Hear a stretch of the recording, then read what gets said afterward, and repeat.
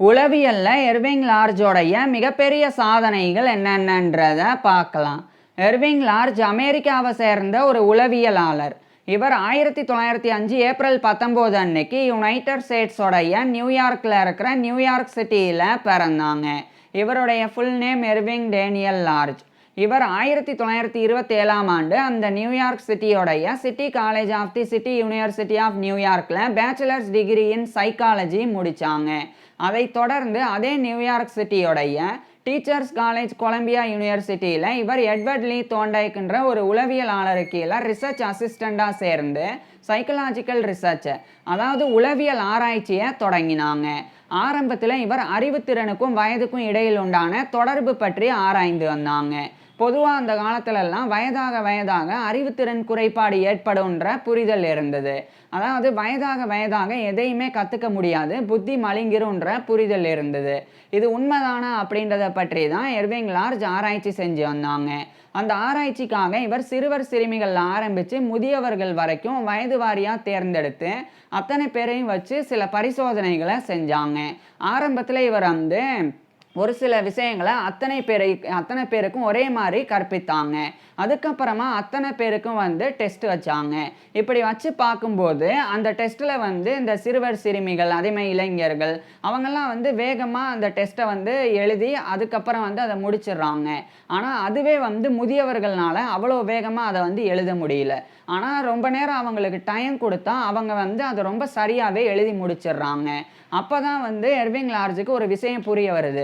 என்னன்னா, இவங்களுக்கு கற்கிறதுல அந்த கற்கும் திறன் குறைபாடு ஏற்படும் வயதாக அப்படின்னா, அப்போ சொல்லி கொடுக்கறது அந்த வயதான நபர்களுக்கு புரிஞ்சிருக்க கூடாது. ஆனால் அவங்களுக்கு புரிஞ்சிருக்கு. என்ன, அதை எழுதுறதுக்கும் அவங்க புரிஞ்சுக்கிட்ட விஷயத்தை அப்படியே வெளிப்படுத்துறதுக்கும் நேரம் ஆகுது அப்படின்ற விஷயம் எர்விங் லார்ஜுக்கு தெரிய வருது. அதுக்கப்புறமா இவர் சில மேத்தமேட்டிக்கல் அந்த சம்ஸை கொடுத்து பார்த்தாங்க. அப்படி கொடுக்கும்போது கூட அந்த சிறுவர் சிறுமிகள் இளைஞர்கள் வேகமாக முடிச்சிடுறாங்க. அதே சமயம் முதியவர்களால் முடியல. ஆனாலும் கூட நேரம் கொடுத்து அவங்களால அதை ரொம்ப துல்லியமாகவே பண்ண முடியுது. அதாவது இளைஞர்களை விட அந்த சிறுவர் சிறுமிகளை விட முதியவர்களுக்கு நேரம் கொடுத்தா அவங்க ரொம்ப சிறப்பாகவே அவங்க கற்றுக்கிட்ட விஷயத்தை வெளிப்படுத்திடுறாங்க. அதே மாதிரி இப்போ கற்பிக்கும் போது எல்லாரையும் ஒரே மாதிரி வச்சு கற்பித்தா கூட இந்த வயதான நபர்களுக்கு கொஞ்சம் கற்றுக்கிறதுல சிரமம் இருக்குது. அதாவது ஒரு விஷயத்த சொன்னால் உடனடியாக புரிஞ்சுக்க முடியல. ஆனால் கொஞ்சம் நேரம் எடுத்துக்கிட்டு சொல்லி கொடுத்தா அவங்களால புரிஞ்சுக்க முடியுது. ஸோ இந்த ஒரு விஷயத்தை எர்விங் லார்ஜ் தெரிஞ்சுக்கிறாங்க. அதுக்கப்புறம் தான் 1936ஆம் ஆண்டு இவர் ஒரு விஷயத்தை தெளிவுபடுத்துகிறாங்க. என்னன்னா, வயதாக அறிவுத்திறன் குறைபாடுலாம் ஏற்படாது. குறிப்பாக கற்கும் திறன் குறைபாடுலாம் ஏற்படாது. அதனுடைய வேகம் தான், கற்கக்கூடிய வேகம், அதாவது ஸ்பீட் ஆஃப் லேர்னிங், அது மட்டும்தான் குறையுமே தவிர அதுக்கு மாறாக அந்த கெப்பாசிட்டி ஆஃப் லேர்னிங் அது குறையாது. கற்கும் திறன் குறையாது அப்படின்ற ஒரு விஷயத்தை எர்விங் லார்ஜ் கண்டறிஞ்சாங்க. ஸோ அதனால் வரைக்கும் வயதாக புத்தி மழுங்கிரும் அப்படின்ற புரிதல் இருக்கு.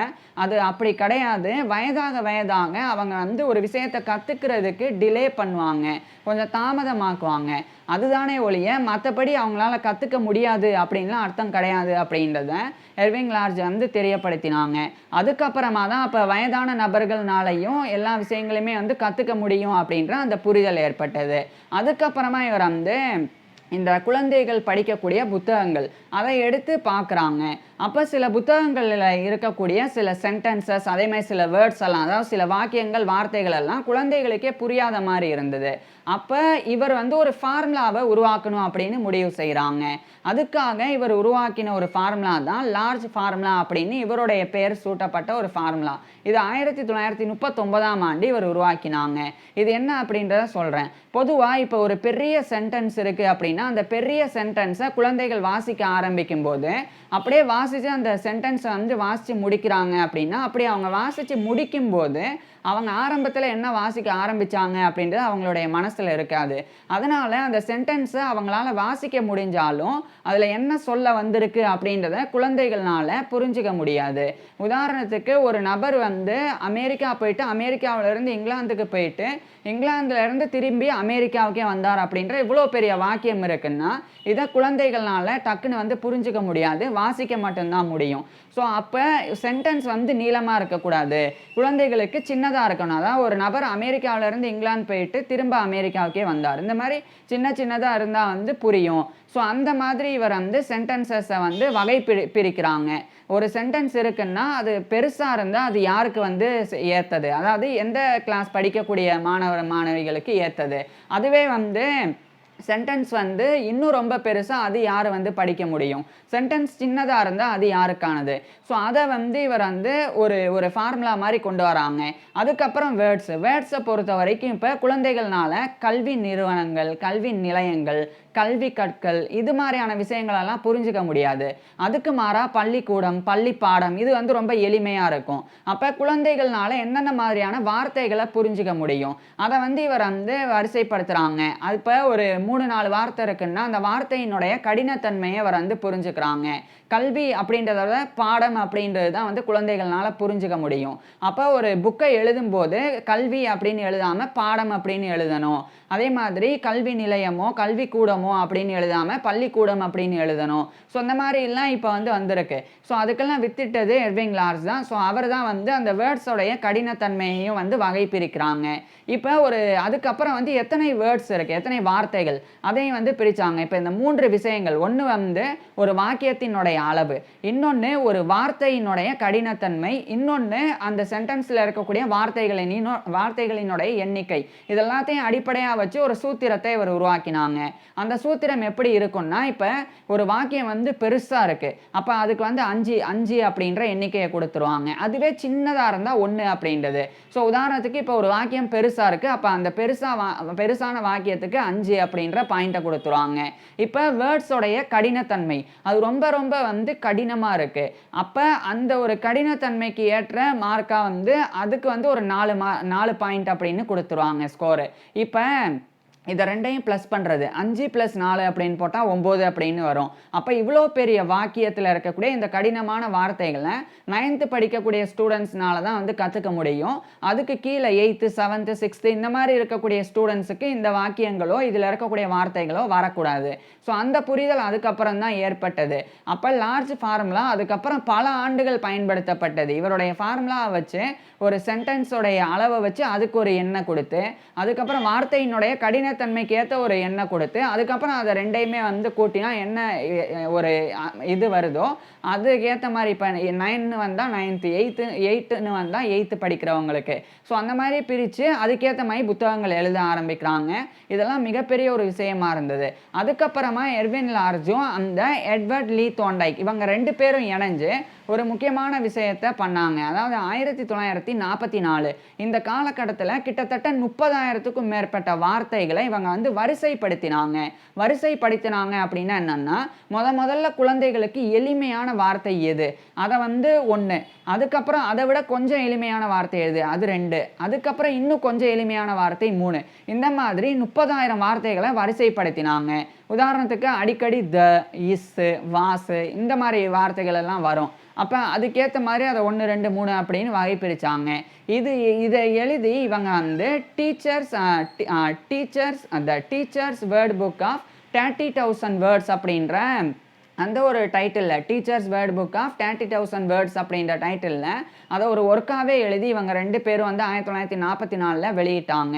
அந்த புக்கில் இருக்கக்கூடிய வார்த்தைகளை வச்சு தான் அதுக்கப்புறம் வந்து பள்ளி பாடங்கள், குறிப்பாக வந்து இந்த ஸ்கூல் கரிக்குலம், அதுக்கப்புறம் வந்து அதுக்கப்புறம் என்ன பண்ணணுமோ ஸோ அதெல்லாம் வந்து பிற்காலத்தில் பண்ணப்பட்டது. உதாரணத்துக்கு இப்போ 1வது வார்த்தையிலேருந்து 500வது வார்த்தை, ஸோ முதல் 500 வார்த்தைகளை தான் ஃபஸ்ட்டு கிளாஸ் அந்த 1ஆம் கிளாஸ் படிக்கிறக்கூடிய ஸ்டூடெண்ட்ஸுக்கு ஏற்ற வார்த்தைகள். ஸோ அதை பயன்படுத்தி தான் புத்தகம் எழுதணும். அதுவே 501 1500 வரைக்கும் 2ஆம் கிளாஸ் படிக்கக்கூடிய குழந்தைகளுக்கு. ஸோ அந்த மாதிரி கொஞ்சம் கொஞ்சமாக போய் 30,000 வார்த்தைகள் அந்த வரிசைப்படுத்தி இருந்தாங்க. இதெல்லாம் வந்து மிகப்பெரிய ஒரு விஷயம். இதுக்கப்புறம் தான் வந்து எஜுகேட்டர்ஸ் வந்து ஏதாவது ஒரு புக்கை எழுதுறாங்கன்னாலோ, அதே மாதிரி ஆராய்ச்சியாளர்கள் ஒரு புக்கை எழுதுறாங்கன்னாலோ அவங்க இந்த ஃபார்முலாவை இந்த புக்கெல்லாம் பயன்படுத்துவாங்க. ஏன்னா அப்போ தான் இப்போ ஒரு நபர் வந்து ஒரு விஞ்ஞானி, அவர் வந்து மெடிக்கல் ஸ்டூடெண்ட்ஸுக்காக ஒரு புக் எழுதுறார் அப்படின்னா மெடிக்கல் ஸ்டூடெண்ட்ஸுக்கு எந்த அளவு அளவுக்கு வாக்கியங்கள் வார்த்தைகள் இருக்கணும், அவங்களுக்கு என்னென்ன வார்த்தைகள் புரியும். ஸோ அதெல்லாம் வந்து தெரிஞ்சுக்கிட்டு அதுக்கப்புறம் அந்த புக்கை எழுதுவாங்க. அப்போ தான் வந்து மெடிக்கல் ஸ்டூடெண்ட்ஸுக்கு அது புரியும். அது மாதிரி தான் சயின்ஸ் ஸ்டூடெண்ட்ஸுக்கு ஏற்ற புக்கு, அதே மாதிரி மேத்தமேட்டிக்ஸ் ஸ்டூடெண்ட்ஸுக்கு ஏற்ற புக்கு, அதேமாதிரி 1ஆம் கிளாஸ் 2ஆம் கிளாஸ் 3ஆம் கிளாஸ் இதெல்லாமே வந்து இந்த மாதிரி தான், இந்த அடிப்படையில் தான் இது வந்து பெரிய ஒரு விஷயமா இருந்தது. அதுக்கப்புறமா இவரும் அந்த எட்வர்ட் லீ தோண்டைக்கும் இணைஞ்சு 1954ஆம் ஆண்டு இந்த இவங்களுடைய பேர்லயே லார்ஜ் தோண்டைக் இன்டெலிஜென்ட் டெஸ்ட் அப்படின்னு சொல்லி ஒரு டெஸ்ட்டை உருவாக்கினாங்க. அதாவது ஒரு நபரினுடைய அறிவுத்திறனை பரிசோதனை பண்ணக்கூடிய ஒரு இன்டெலிஜென்ஸ் டெஸ்ட்டு. அதை இவங்க உருவாக்கினால அதுக்கு வந்து லார்ஜ் தோண்டைக் இன்டெலிஜென்ஸ் டெஸ்ட் அப்படின்னு அதுக்கப்புறம் பேரிடப்பட்டது. இது 1954 பண்ணாங்க. இது என்ன அப்படின்றத சொல்கிறேன். பொதுவாக அந்த காலத்துலலாம் ஒரு நபரினுடைய புத்திசாலித்தனத்தை, ஒரு குழந்தையினுடைய அறிவுத்திறனை வந்து சோதிக்கிறதுக்கு எழுத்து வடிவில் பண்ணுவாங்க. வெர்பலாக ரீசனிங் இருக்கும். உதாரணத்துக்கு இரவு அப்படின்னு எழுதி அது பக்கத்தில் பகல் அப்படின்னு எழுதுவாங்க. அதுக்கப்புறம் கருப்பு அப்படின்னு எழுதி அப்போ இங்கே என்ன வரும் அப்படின்னு கேட்பாங்க. அப்போ குழந்தைகள் வந்து வெள்ளை அப்படின்னு எழுதுவாங்க. இது வந்து மொழி ரீதியானது. வெர்பல் ரீசனிங் அப்படின்னா மொழி ரீதியானது. இப்போ அந்த மொழி தெரிஞ்சிருந்தால் தான் இரவு பகல், அப்போ கருப்பு அப்படின்னா இதுக்கு வெள்ளை வரும் அப்படின்னு தெரியும். மொழி தெரியல அப்படின்னா, அந்த லாங்குவேஜ் அந்த நாலேஜ் இல்லை அப்படின்னா அப்போ இதை எழுத முடியாது. அப்போ இதை வச்சுட்டு மட்டுமே நம்ம வந்து அறிவுத்திறனை வந்து ஐக்யூ டெஸ்ட் வந்து பண்ணக்கூடாது அப்படின்னு இவங்க வலியுறுத்தினாங்க. ஏன்னா சில பேருக்கு மொழி தெரியாமல் இருக்கலாம், ஆனால் அவங்களால வந்து ஒரு விஷயத்தை ரொம்ப ஒரு சிக்கலான சூழ்நிலையை ரொம்ப சிறப்பாக சமாளிக்க முடியும். உதாரணத்துக்கு ஒரு மிஷினை பிரித்து வச்சுட்டா அந்த மிஷினை வந்து சேர்க்கக்கூடிய அந்த அறிவுத்திறன் வந்து ஒருத்தருக்கு இருக்கும். ஆனால் அவருக்கு வந்து பெருசாக வந்து படிக்க தெரியாமல் லாங்குவேஜ் நாலேஜ் இல்லாமல் இருக்கும். அப்போ லாங்குவேஜ் நாலேஜ் இல்லைன்றனாலேயே அவருக்கு வந்து அறிவு இல்லை அப்படின்னு அர்த்தம் கிடையாது அப்படின்னு இவங்க வலியுறுத்தினாங்க. அதனால இவங்க வந்து நான் வெர்பல் ரீசனிங்கை அறிமுகப்படுத்தினாங்க. நான் வெர்பல் ரீசனிங்னா எப்படி இருக்குன்னு சொல்கிறேன். இப்போ ஒரு வட்டம் போட்டு அதில் ஒரு புள்ளி, 2வது வட்டம் போட்டு அதில் 3 புள்ளி, 3வது வட்டம் போட்டு அதில் 5 புள்ளி, அப்போ 4வது வட்டம் போட்டு இதில் எத்தனை புள்ளி வரும் அப்படின்னு சொல்லி இந்த மாதிரி ஒரு கொஸ்டின் மாதிரி கேட்பாங்க. அப்போ இதுக்கு வந்து மொழி தேவையில்லை. என்ன மொழி தெரிஞ்சிருந்தாலும் தெரியலன்னாலும் இதில் இருக்கக்கூடிய அந்த தொடர்பு அதை பார்த்தா மட்டும் போதும். ஃபஸ்ட்டு வட்டத்தில் ஒரு புள்ளி, 2ஆம் வட்டத்தில் 2 புள்ளி, 3ஆம் வட்டத்தில் 3 புள்ளி, 3ஆம் வட்டத்தில் 5 புள்ளி. அப்போ இங்கே தொடர்பு என்ன 1 3 5 அப்படின்னு 2 2 எகிரி இருக்கு. அப்போ 4வது வட்டத்தில் 7 புள்ளி வரும் அப்படின்னு தெரியும். ஸோ இது வந்து லாங்குவேஜ் பேஸ்டு கிடையாது, நான் வெர்பல் ரீசனிங். இந்த மாதிரி பரிசோதனை பண்ணால் அதன் விளைவாக உண்மையிலேயே யாருக்கு அறிவுத்திறன் இருக்குது இல்லை அப்படின்றத சரியாக வந்து கணக்கிட முடியும். ஸோ அந்த ஒரு மெத்தடை இவங்க வந்து உருவாக்கினாங்க. இதுவும் வந்து மிகப்பெரிய ஒரு விஷயமா இருந்தது சைக்காலஜிக்கல் எஜுகேஷனில். அதுக்கப்புறமா இவர் வந்து எர்விங் லார்ஜ் வந்து இன்னும் பல்வேறு விஷயங்கள் பண்ணாங்க. அதில் குறிப்பாக வந்து கிஃப்டட்னஸ் பற்றி இவர் வந்து ஆய்வு செய்ய தொடங்கினாங்க. அதாவது கிஃப்டட் சைல்டு அப்படின்னு சில குழந்தைகள் இருப்பாங்க. குழந்தை பருவத்திலேயே எல்லா விஷயங்களையுமே வேகமாக கற்றுக்கக்கூடிய அந்த திறன் அந்த குழந்தைகளுக்கு இருக்கும். அப்போ பொதுவாக அந்த காலத்தில் வந்து இந்த மாதிரி எல்லா குழந்தைகளையும் ஒரே மாதிரி வச்சு ஒரே மாதிரி கற்பிப்பாங்க. அப்போ இந்த ரொம்ப புத்திசாலியாக இருக்கக்கூடிய குழந்தைகளுக்கு போர் அடிக்கும். ஏன்னா தெரிஞ்ச விஷயத்தையே கற்றுக்கிட்ட மாதிரி அவங்க உணருவாங்க. அப்போ உண்மையிலேயே திறமை இருக்கக்கூடிய குழந்தைகளை தேர்ந்தெடுத்து அந்த குழந்தைகளுக்கு தேவையான கல்வியை சரியான முறையில் கொடுத்து அந்த குழந்தைகளினுடைய திறமை இந்த நாட்டுக்கு பயன்படும் அப்படின்னு எர்விங் லார்ஜ் வந்து கருதினாங்க.